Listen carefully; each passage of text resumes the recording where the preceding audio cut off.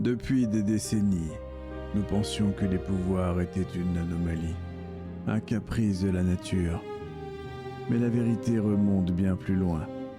Avant les guerres, avant Nexus, avant même que Los Santos ne connaisse le mot « naturel ». Tout a commencé en 1957, sur le mont Chiliad. Yuri Abramov et Adam Lawrence, ce jour-là, étaient en forêt. Un fragment venu d'ailleurs a frappé notre monde. Un fragment qui n'était pas qu'une pierre. C'est alors qu'ils prirent le temps de regarder ce rocher. Ils n'avaient jamais rien vu de tel, et beaucoup de choses étaient pour eux inexpliquées. De retour au campement et dans la nuit qui a suivi ces observations, beaucoup de questions se posaient dans la tête d'Adam, et il décida de prendre sa foreuse et d'y retourner. Il partit seul dans la nuit, comme attiré par ce météore. Il avait presque atteint l'intérieur de cette roche quand quelque chose s'est emparé de lui. Celui que l'on connaissait sous le nom d'Adam Lawrence mourut dans le cœur de la météorite, à l'intérieur du vaisseau de Xangtul 4.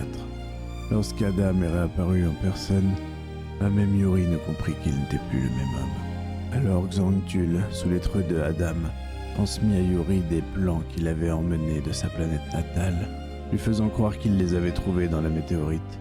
Ils les déchiffrèrent ensemble, c'était de la science très avancée. Yuri parvint à percer le secret des plans et à déceler l'ingrédient secret du Génésérum, le cœur de sa mentor. Il le récupéra, l'utilisa et créa le Génésérum, qu'il testa sur des souris avec succès. Avant de révéler le secret à Adam, il lui demande ce qu'il voulait faire de cette découverte. La réponse fut sans appel, le diffuser à grande échelle et permettre à l'humanité d'obtenir des pouvoirs. Yuri prit peur, voulut tout arrêter, mais Adam injecta Yuri de force. Lorsqu'il constata que Yuri n'avait pas de pouvoir, son monde s'effondra. Il engloutit la météorite sous des gravats et hors de lui, déversa le Génésérum dans le système d'eau de la ville, laissant Yuri et le cœur derrière lui.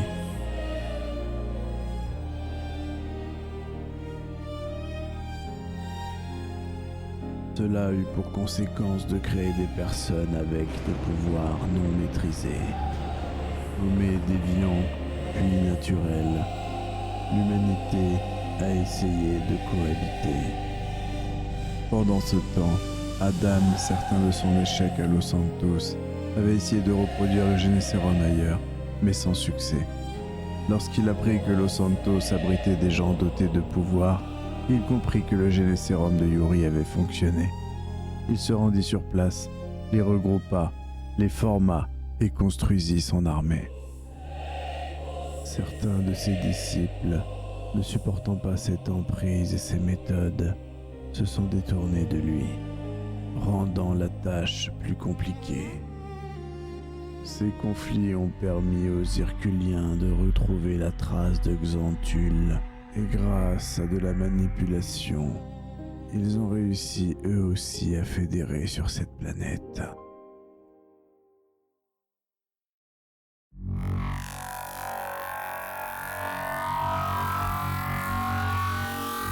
Malheureusement, le cœur de sa mentor était un bien vital à son foyer initial. Malgré une victoire impossible, l'humanité a défendu sa planète coûte que coûte. Tous se battaient pour leurs propres idées, mais surtout pour leur survie. Chacun n'a pas démérité. Ils étaient bien trop nombreux, bien trop déterminés. Ce cœur était la raison de la survie de leur planète. Les Herculiens ont tué Xantul. Tu pensais vraiment pouvoir m'échapper?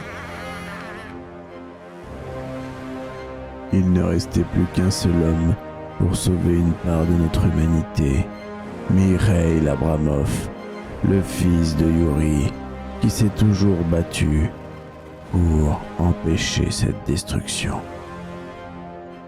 Il réussit à sauver quelques humains et s'est sacrifié devant la porte du bunker qui était en train de se fermer. J'aurais voulu plus de temps pour réparer mes erreurs, mais le temps est écoulé.